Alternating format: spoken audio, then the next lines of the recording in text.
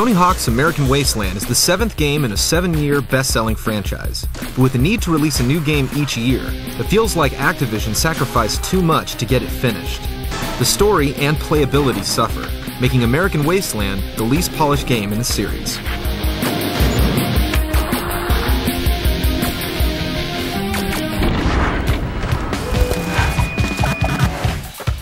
All right, let's see what you got. Prove me wrong and the ranch is all yours. Wasteland pits you as an up-and-coming skater from Anytown, USA, hoping to make it big in the skate scene of Los Angeles. You make a few friends early on who will help you in your quest to become the next Tony Hawk, but they'll stop you from completing your goals to serve their own, which is absurd. Welcome to paradise, Chief. These punks want to turn the Skate Ranch, a ratty and secluded skate park tucked away in some obscure corner of the city, into the Wasteland. This involves stealing large items around the city by committing homicide and grand larceny, and then somehow hauling them back to the ranch. When there's time, you can also sign up for competitions, furthering your career instead of your criminal record. The more items you pick up, the bigger the ranch gets. It's fun to see it evolve, but sometimes the story feels like a distraction from what made the previous games in the series fun, the skating. There are a lot of cinemas. You'll spend as much time watching the game as you will playing it. Scattered in between these are tasks given to you by bad ethnic stereotypes that teach you the basic moves. Your body is strong, but is your mind of equal strength? The instructions for some of the newer moves are a bit vague, which will frustrate new users. It's also annoying for seasoned veterans of the franchise who want to jump right in from the start instead of having to be taught all over again.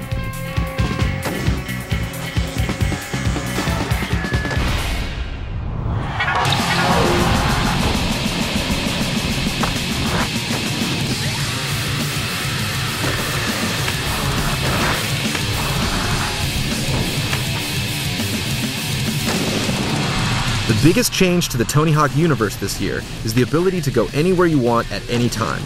What began as a series of courses and trick areas has evolved into an open citywide skate park. The biggest bonus this brings to the franchise is the ability to keep traveling as you build up an unlimited amount of trick and rail combos. There are a few new additions to the controls, like Nada spins, the disaster, the rail stall, and the Burt, a shout out to the days of Dogtown.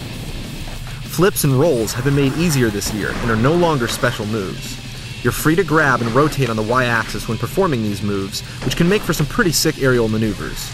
And the more you build up your tricks, the more you can focus the camera and slow down time.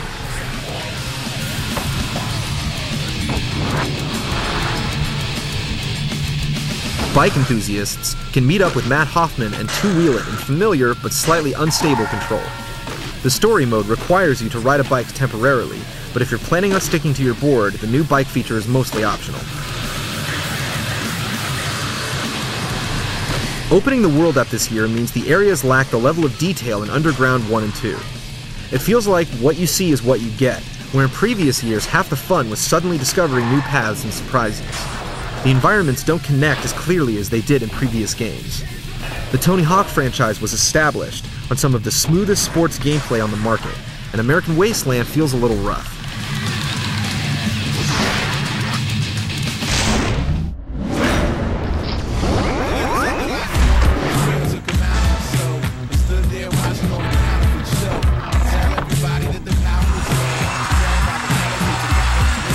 Unfortunately, corners must be cut in order to eliminate the loading time in a game world this big. You have to skate through load tunnels in between the bigger environments, but the city is mostly seamless.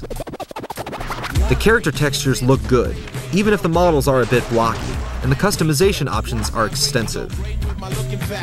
But beyond that, the game is riddled with glitches. Everything from dropped frames when landing a trick, to buggy scripted events, to the game freezing up completely. Your character will bump into things and bounce off in odd ways. Cutscenes are drawn out and poorly animated, the lip movement doesn't match the dialogue, and sometimes, neither do the subtitles. You gonna dazzle me with your stale moves? The different areas of Los Angeles are, at best, loose representations of the real-life neighborhoods, and none of them are terribly interesting to skate. They feel smaller than the levels in previous Hawk games, although the overall world is larger. You can grind from one ledge to another, manual in between, and build up endless combos, but it's tough to get a sense of satisfaction after doing so. If you don't care for the new design, you can return to some old-school levels from Pro Skater's past in Classic mode. They have only been upgraded visually, leaving the same layout that many Hawk veterans have memorized.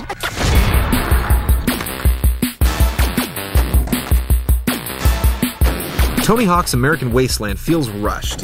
It brings some new moves to the table, resurrects some old favorite levels, and finally delivers Xbox Live support. But these goodies are not good enough to forgive sloppy design, an absurd story, dull and frustrating missions, and gameplay that isn't as much fun as it used to be.